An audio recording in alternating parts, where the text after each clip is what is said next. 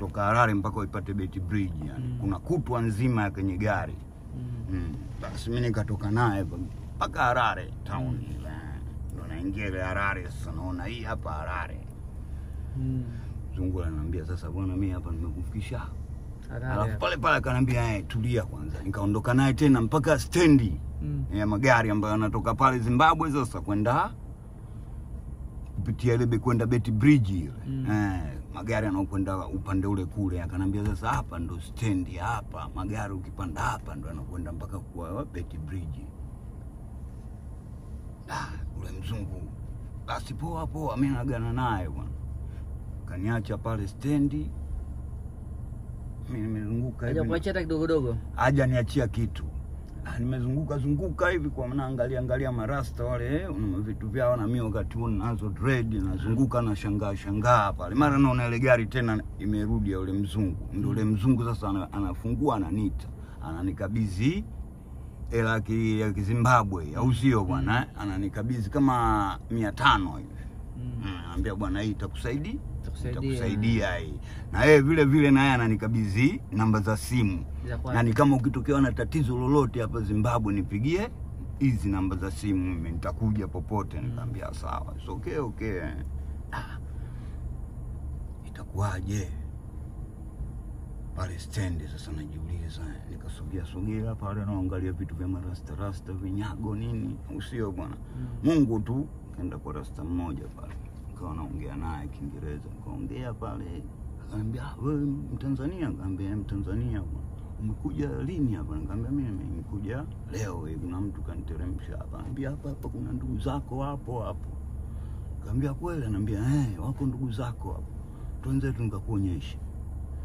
Akanitoa akaniingiza kimtaa chengine na kukuta tena wabongo hapo watu kutoka watu wa Iringa hapa.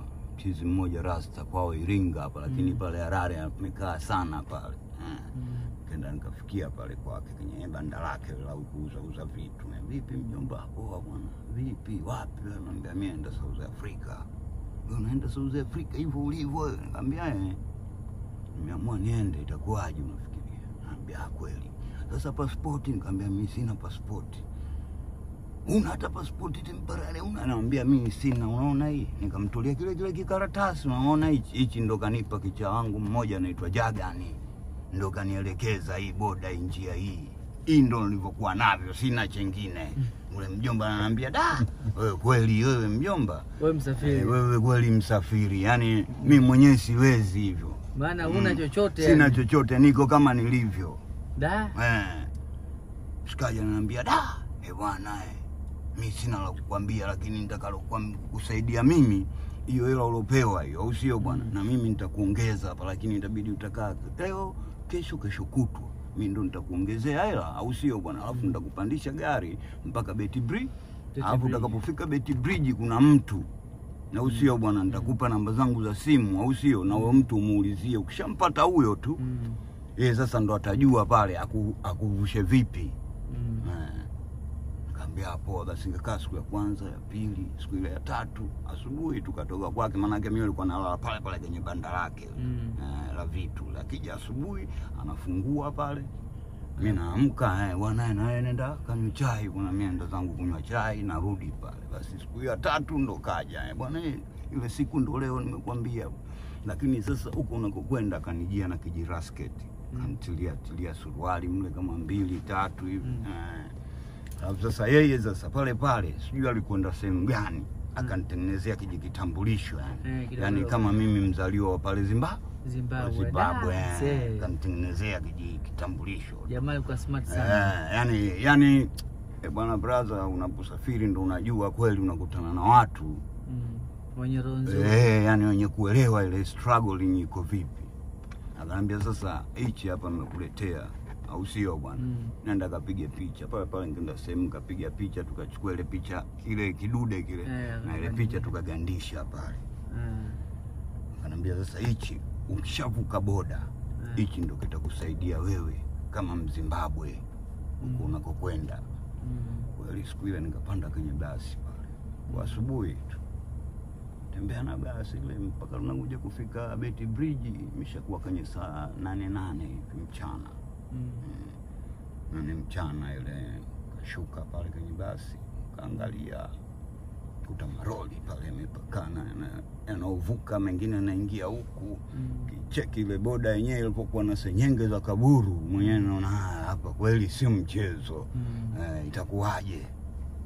Basi nikamtafuta yule jamaa, kumtafuta yule jamaa nikampata. Nikamwambia bwana, mpigie simu ndugu yangu bwana, ananiambia nikutane na wewe hapa. Anaitwa Samuel yule mjomba. Samuel ndo kakupa hii? Nikamwambia nikampa ile nini address yake, kumpigia simu kweli. Sina nne mjomba, huko hata vijisimu naona sijui kama kuna simu. Imeondoka huko wala ni simu za kwenye nini? Simu ziko za majirani za ringi zile. Bongo ile kwenye manyumba ile landline Kule ndo umeenda kukuta simu sasa kupigiana. Bwana sasa itakuwaje? Nikamwambia ndo kama hivyo mjomba, mimi bwana natakiwa nibinjuke hapa. Nikiingia upande wa pili nitajua mwenyewe ninavyokwenda. Sasa ule mshikaji kumbe yeye kisha kwenda mpaka Jozi, karudi huko pale, au sio? Anafanya mpango kubadilisha hela. Miezi nakatika, lakini hapo miezi naenda brother hiyo. Sidhani masiara, siku zinakwenda zinapotea. Basi kuja siku ile nakutana naye, ndo ananivusha sasa upande wa pili. Kunivusha upande wa pili, kamtuma mtu, bwana huyu nenda naye hivi Njushe. Beti bridge lenyewe ina bonge la mto vile pale. Unaopukana boda ya Zimbabwe na South Africa pale. Bonge la mto linapita. Alafu mamba hapo kama chakula. Yaani wamejazana. Basi mshikaji yule kanitoa upande ule kule, kanirusha juu ya mawe ta mambo ya kule. Sasa kanipa bwana, ukitoka pale, ukitoka barabarani, alafu akanichenjia, kanipa kama randi 100 hivi. Randi 10 zile. Niambia sasa, ukitoka barabarani ukiona ice tu, upige mkono, wewe unakwenda Trackport. Unakwenda wapi? Trackport. Na wenzetu si wana ma Trackport yale maroli yanakaa hapo ndani kila kitu. Kweli mara naona ice. Siku hiyo aliponirusha hiyo. Maana kanirusha pale usiku. Nirusha usiku ile, nirusha boda usiku, kubinjuka kule kama yani mtumie kama masaa 2 tu hivi. Baada ya kunirusha mimi nikanatembea kando ya barabara kimya. Sasa tayari niko kwa kaburu, baridi na waka sawa kweli. Naangalia gari hiyo inakuja naangalia vizuri, naona ice. Nikiangalia vizuri na kishanishtua hapo bwana. Ukiona gari inakuja kule nyeupe ina mistari ya blue, ujue hiyo gari polisi. Jifiche. Ingia chaka utulie, au kama utajikausha jikausha kama wewe uko pale manake hivi vijiji si vipo nyumba. Basi nika gari ice nikaipiga mkono ule saa 2 usiku. Bwana wewe unakwenda wapi? Naambia mimi naenda Trackport. Trackport mpaka Trackport. Sasa ndo nakuta maroli yamejazana. Maroli yamejazana kibao. Mshikaji mmoja mkaladi yule, alikuwa kaladi, kamchindukia, bwana vipi unakwenda wapi? Mimi naambia bwana mimi nataka niingie Jozi. Unakwenda Jozi? Johannesburg. Anambia mimi natoka zangu Kongo. Lakini nakwenda Jozi, alafu nakwenda zangu Pietermaritzburg huko. Nikamwambia mimi Jozi pananitosha, nataka niingie Jozi. Sasa una bei gani hapo? Nikamwambia bwana mimi nina randi 100.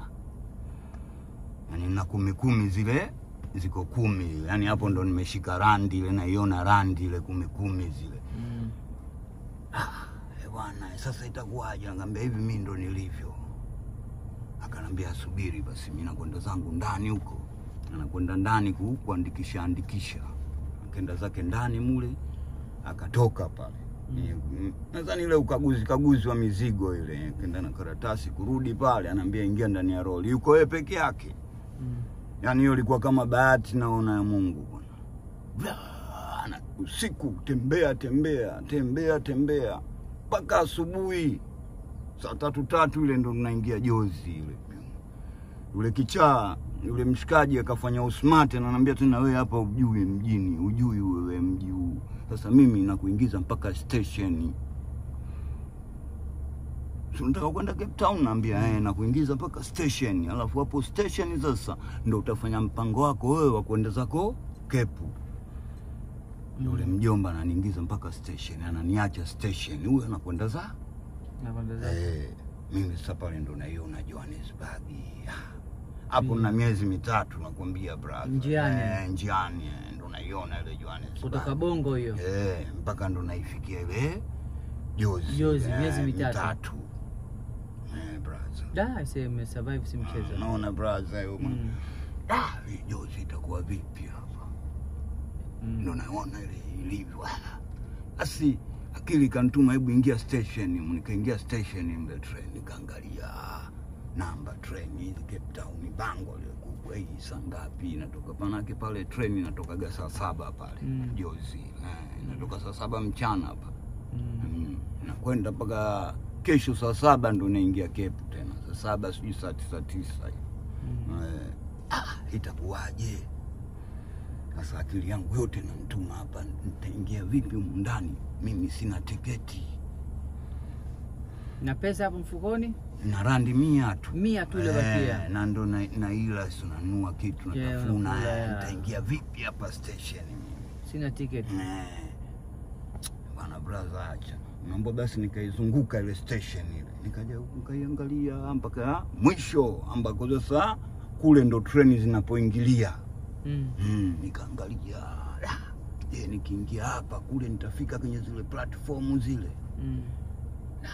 Napiga ramani. Ramani. Na pale basi yani. Pale mida ile tungeona watoto wa kinini. Wa Kizulu. Nao wakabenjuka wakaingia ndani. Nikaona hapa na mimi nikabenjuka nikaingia ndani. Sasa nikawa nawafuata wao wanavyokwenda. Kando kapanda juu, tukapanda kwenye platform. Sasa wale kumbe hawaendi kwenye zile treni za kutoka nje ya Jozi. Yani wao wanakwenda katika treni zinazotembea pale Jozi, yani wanakwenda ta location huko. Ikawa mimi sasa nimeshaingia ndani ya ile platform ya zile treni za pale mjini. Sasa naangalia kule kwenye zile treni ambazo zinatoka nje ya mji. Tafikaje? Nitafikaje? Nikicheki naona security wamejazana. Itakuwaje? Na hapa Milo Sky kama nimeshaingia hapa, hata kama itakavyokuwa mimi nitafanya chochote hapa mimi, hata kama nikishikwa na polisi pia itakuwa kwangu heri tu itakavyokuwa. Angalia naona kweli hapa itakuwaje. Kikuta vyao vidogo tu visenyenge, nikakipanda kikuta kile, kaingia upande ule kule wa treni zinaokwenda mikoani. Kweli nimetembea naona kimya, niko fresh, tuna kirasketi changu. Jamaa kanipa nguo tu fulani ili niweze kubadilisha niwe msafi. Kenda pale katika bodi ile kaangalia, nakuta train namba 560 hii Cape Town. Platform namba 4. Basi mimi nikatoka pale nikaenda mpaka ile platform namba 4 ile. Kwenda ile platform namba 4 kweli nakuta treni ipo pale. Angalia naondoka saa 7. Nikasema nikataka kuingia huku kwanza, nakuta niko first class. Nikazunguka nikatembea, nikaangalia sasa mabewa ambayo sio first class yale, nikaenda mabewa ya mbele, nikakuta yale mabewa ya kawaida. Nikaingia ndani ya treni. Na hema. Sasa nimekaa, sasa naona wakaguzi wale wanakuja, wanaonyeshwa tiketi. Sasa kila wanavyokuja vile na mimi natoka pale kwenye bewa ile narudi nyuma mpaka nikaja nikuta nimeingia kwenye bewa la vyumba vile vya kulala watu vile. Bewa ile na vyumba vitupu vimejazana. Mimi nikasema nafungua hapa, nikafungua mlango mmoja kuingia ndani, na kukuta wamekaa wazungu 3 na mwanamke mmoja wakikaa. Kuingia pale ndani, niuliza vipi? Angalia wale wazungu kwa cheki. Nikaongea nao Kiingereza, bwana mimi nakwenda Cape Town lakini sina tiketi ndugu zangu, ni bwana naombeni msaada wenu. Yule mmoja yule mzungu wa kiume yule kalala kwa juu, akanambia njoo kaa huko. Sasa yeye kalala hapa mwanzo ile kitanda, mimi nikaingia nyuma yake kule kanificha, alafu juu sasa.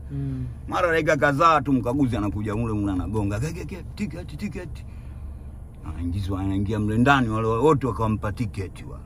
Na yule alolala juu ajifanya kalala, mimi nimelala, akampa tiketi. Mkoa 3 wakafunga divi. Nasema hapa shukrani. Mara dakika kadhaa treni hiyo inaondoka.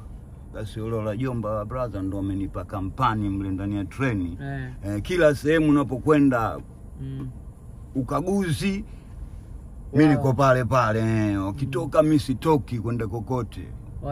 Wananunua chakula wanaleta, wanakuja nako chakula nakula. Mimi nimekaa na mpaka wakitoka naweka mabegi pale nilipolala mimi huko na niwekea mabegi aligap wanakuwa kama ameniziba ile. Mpaka siku ya pili ile saa 7 nakuta ananiambia sasa bwana hapa hii ndio kituo cha kwanza, hii Cape ndo tunaingia hii. Blue Down huko mwanzo wa Cape, unaambia sasa hii ndo tunaingia Cape. Ndo tunaanza hivi. Kweli nimekaa. Sasa leo unakwenda kwa nani? Nikamwambia mimi bwana sina mtu. Lakini nitapata ndugu zangu tu huko. Sina mtu nakwenda. Ule mjomba wa kizungu naye ananipa nini? Address. Bwana hizi namba za simu hizi. Mango wana kismart kweli bwana brother, acha hizi namba za simu hizi. Wewe hapo utakapokuwa lolote likutokea nipigie simu hii. Mimi nitakuja kukufa, nitakuja nijue yani mna maendeleo gani. Nikamwambia sawa, hamna maneno. Basi sasa akaniambia sasa bwana wewe hii treni usikubali uingie nayo mpaka pale Cape Town station. Yani nyuma kokote achia hii treni. Basi kweli bwana hivyo tunakuja nayo. Mimi nakuja kuiachia ile treni, kuna sehemu moja inaitwa Old Mortuary. Pale Cape pale. Nyuma. So nyuma ni manake nimeshaingia Cape tayari. Lakini sasa inaingia na line kabla ya stendi kubwa. Sasa ile treni enda taratibu mle. Treni latoka mkoani, mimi nikaona hapa nikafungua mlango kabla. Sasa watu wengine wananishangaa, ukafungua mlango vipi huyu? Alafu inapopita treni barabara huku, lakini kuna senyenge kubwa si. Basi mimi naomba nikateremka kaka kwenye kokoto, ule mlango ukajifunga, hiyo yaondoka. Hiyo ndo nimeingia Cape sasa. Umeshuka sasa? Nimeshuka mwenyewe yani, sijashuka kituoni kwa sababu inakwenda taratibu. Kwa sababu imeshakuwa iko ndani ya mji, haitembei mbio, taratibu nikashuka kaka nikateremka. Hii Cape ndo hii itakuwaje? Wapi nitaanza? Kweli nikatembea nikapanda juu ya platform ya kile kituo kile nikaenda namuuliza mama mmoja Kaladi, mwanae mimi nataka location yoyote ya watu weusi. Watu weusi wanakaa wapi? Mama akaniambia watu weusi akaniambia nenda unapotoka huku, ukitoka barabarani huko au sio hapa Old Mortuary hapa. Nenda mkono wa kulia, alafu kunja kona. Ukikunja kona utakuta sehemu ina maduka mengi. Pale waulize Langa utafika vipi? Kwa Langa hiyo ndo kitongoji ambacho kinakaa watu weusi. Na ile kumbe pale kwa Langa na ile Old Mortuary so mbali sana. Highway tu ameongozana, ndo kufika jamaa mmoja namuuliza Mkosa yule. Bwana hapa mimi nataka Wakosa hao. Mimi nataka nifike kwa Langa. Anambia hii njia unayoiona ifuate hii moja kwa moja, usipite kokote, utakwenda mbele utakutana na makaburi. Poa basi huyo ninafuata. Tatakwenda kweli nakutana sehemu kuna makaburi. Naangalia vizuri yale makaburi. Nyuma yale makaburi naona nyumba kule. Na kaniambia ukikutana makaburi ingia hapo makaburini, ukitokea utatokea katika mji wa watu weusi. Ndio mimi naingia pale kwenye makaburi yale, natokea kule nakuta kweli imetokea sasa kwa Langa ile. Hapa nitaanza vipi hapa? Kwa Langa hapo. Hapa sasa nitajua wapi ndugu zangu walipo. Nikasema hapana. Itakavyokuwa wacha iwe. Sasa mimi maskani yangu ya kwanza itakuwa hapa makaburini hapa. Jua wenzetu makaburi mazuri tu yanapendeza, miti menini. Basi nikaenda tafuta sehemu kaa nimetulia. Ile saa 7 inakwenda saa 8 hiyo, saa 9, saa 10. Nikatoka pale nikaenda madukani kule. Nikanunua hela yangu lobaki, nikanunua mkate, nikarudi pale makaburini. Basi pale nililala pale pale. Nilipofika usiku nikachukua ile nguo zote zilizokuwa mule ndani ya ile kijibegi kile. Zote nikazivaa mwilini. Baridi. Zote nilizivaa hizo. Baridi inapiga kisawa sawa unaambiwa. Nikatulia makaburini pale kimya. Kalala asubuhi yake sasa nimeamka. Maana baridi ilinipiga mpaka ikawa meno yanalia silencer. Sielewi yani naona hii inakuaje. Mpaka yanalia silencer ile meno ile baridi inapopiga. Nikizuia mdomo hivi haujizuii. Kila sehemu unazisikia unaona hii kweli sio ile baridi mpaka ndani ya mifupa unaisikia. Nikatoka sasa kuna sehemu barabara inakwenda hivi na nyingine inaenda zake hivi. Kuna sehemu kenda nikakaa. Hapa nitakwenda wapi? Basi yani ile kukaa kuna mama mmoja sana anapita ndo ananiona sasa ile silence inazolia. Ile mama kizuri alikuwa bo utini wana ujala ya banda kakulwe. Mama ananiangalia hivi. Mambo akanishika yule mama huyu yani jui wapi unaambiwa kumbe kwa so mbali akaniingiza kwake barazani pale nikakaa pale wenyewe wanaita zao la mafuta hatari limewashwa hita la mafuta hatari akaenda kaniweka pale karibu na ile hita ikakaa pale sasa nayo mama yule kumbe kenda kanitengenezea uji fulani hivi akaja kanipa ule uji nikanywa pale mpaka ile silence imeondoka sasa ndo mama ananiuliza wewe umetokea wapi? Ndo anambia mimi bwana nimetoka Tanzania. Wewe na ukweli nawe. Naambia mama, anambia sasa hapa ndugu zako wako wapi? Mimi naambia mimi sina ndugu, nimekuja kutafuta kazi tu kuniishi. Yule mama unaambia asikitika yani umetoka huko una ndugu. Jana wewe umelala wapi? Nikamwambia mimi nimelala pale na muonyesha sale maeneo ya makaburi yale. Umelala pale makaburini? Mama yule anashangaa, anambia nimelala pale. Anambia basi hapa wako ndugu zako mimi nawaona makwiri wengi tu wanapita hapa. Kaa hapa tulia. Nikaa nimekaa pale. Mara kuna mshikaji mpaka leo namkumbuka jina lake. Anaitwa Nyange. Anaitwa Nyange. Au sio bwana? Anapita ndo namsikia yule mama mwita wewe na Nyange hizo ngapa ma. La brother wenu uko na ngapa. Anakuja yule Nyange ananiona mimi pale. Ananiuliza vipi mjomba? Anambia shwari. Umeingia lini? Anambia mimi nimeingia jana na treni hapa. Na jana umelala wapi? Anambia mimi nimelala makaburini pale. Anambia umelala makaburini?